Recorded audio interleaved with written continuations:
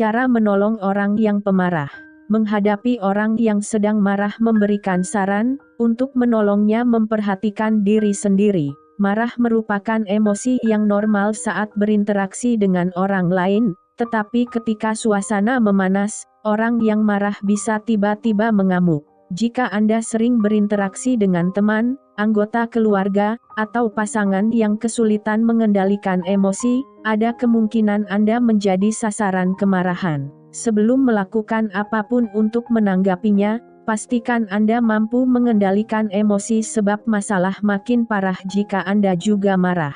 Kemudian, berikan respons yang tepat agar ia kembali tenang. Berusahalah menolongnya dengan memberikan saran agar ia menjalani terapi untuk mengendalikan emosi. Anda juga harus menjaga kesehatan mental sebab interaksi rutin dengan teman atau orang terdekat yang pemarah bisa memicu stres. Metode 1. Menghadapi orang yang sedang marah.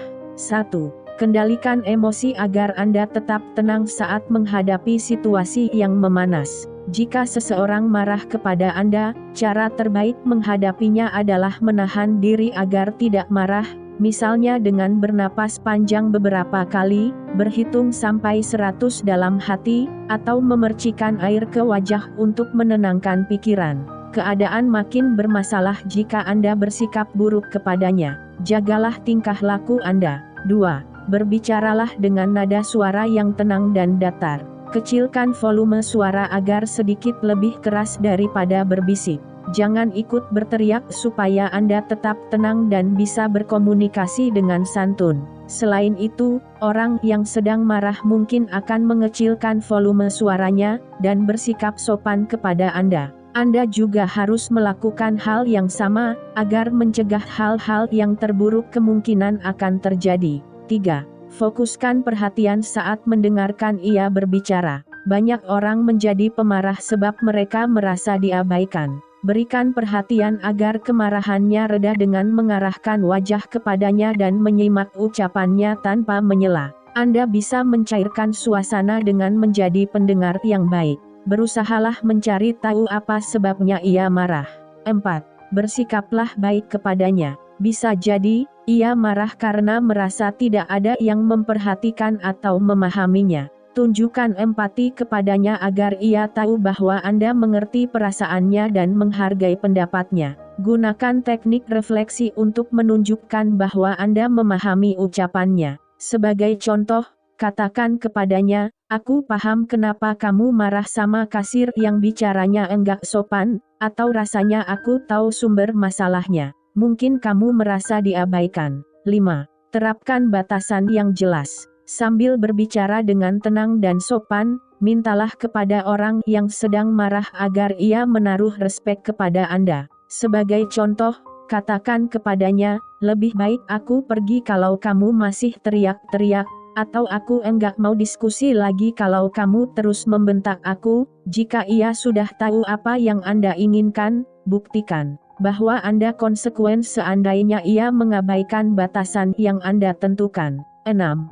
Gunakan kata saya aku saat berdiskusi. Langkah ini membantu Anda menyampaikan pendapat tanpa menilai orang lain, sehingga ia tidak merasa dikritik atau disalahkan. Dengan demikian, Anda bisa mengungkapkan pemikiran dan perasaan terkait masalah ini tanpa menyudutkan orang lain. Contoh, alih-alih mengatakan, "Kamu selalu membentak aku," sampaikan apa yang Anda rasakan dan harapkan, "Aku khawatir terdengar tetangga kalau kamu teriak-teriak. Gimana kalau kita ngobrol pelan-pelan aja?"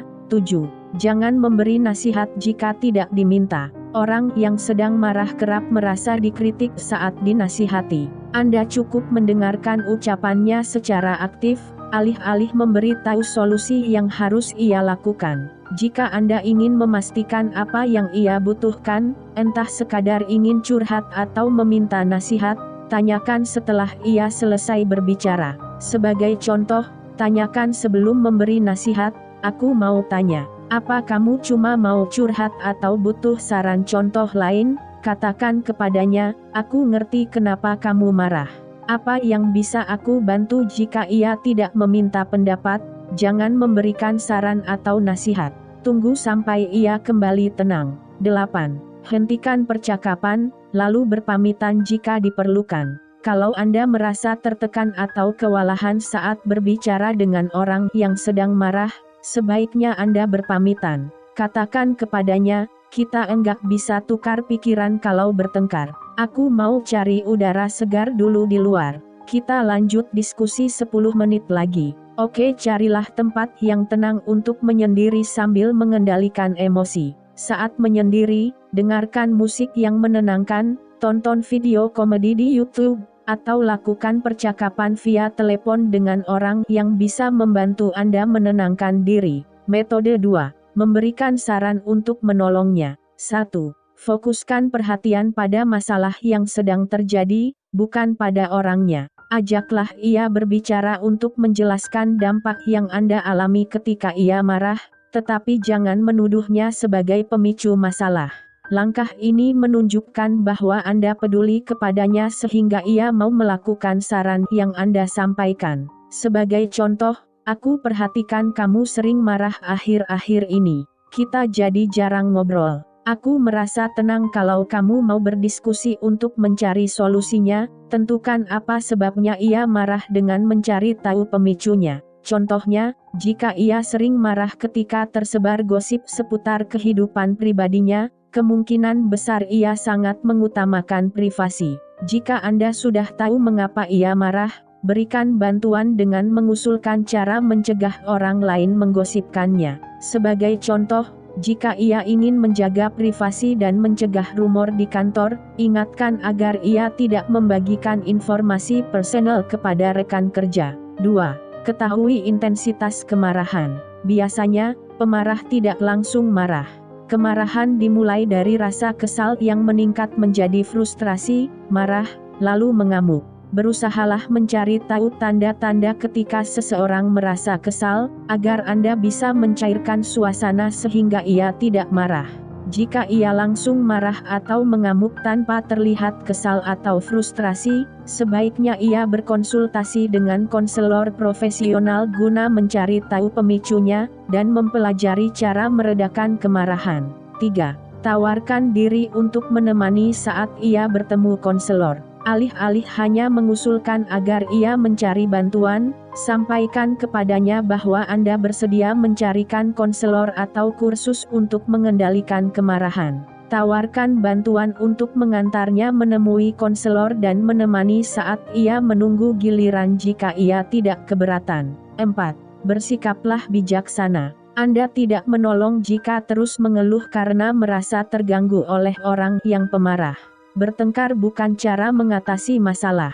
Pastikan Anda tetap sabar saat berinteraksi dengannya. Bersikaplah asertif jika ia melanggar batasan yang Anda tentukan. Selain itu, carilah waktu yang tepat untuk berbicara dengannya guna membahas masalah ini. Ajaklah ia berdiskusi jika ia sudah tenang, tidak sibuk, dan suasana hatinya cukup baik.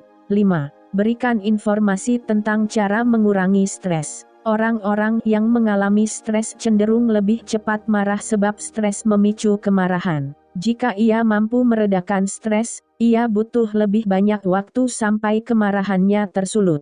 Dengan demikian, Anda bisa membantunya menenangkan diri sebab masih sempat mendeteksi tanda awal kemarahan. Ia bisa meredakan stres dengan bermeditasi, berlatih yoga, berolahraga, berlatih pernapasan, dan lain-lain. 6. Bersabarlah. Interaksi dengan orang yang cepat marah seperti sedang berdansa waltz, sebab Anda perlu melangkah mundur lebih banyak daripada melangkah maju. Hadapi orang yang pemarah dengan sabar sampai ia mengakui bahwa ia tidak mampu mengendalikan emosi. Metode 3. Memperhatikan diri sendiri. 1. Ceritakan masalah Anda kepada teman yang bisa dipercaya. Memberi dukungan kepada orang yang mudah marah cukup menguras energi. Pastikan Anda mendapat dukungan dari teman akrab dan anggota keluarga.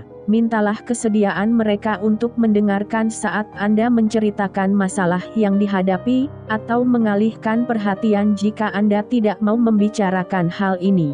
Jangan bergosip tentang orang yang pemarah atau membahas sifatnya. Alih-alih, pikirkan langkah yang perlu dilakukan untuk mengatasi stres. 2. Habiskan waktu dengan orang-orang yang bahagia. Anda bisa menjadi pemarah jika berada di antara orang-orang yang pemarah, sebab manusia cenderung meniru perilaku orang-orang di sekitarnya.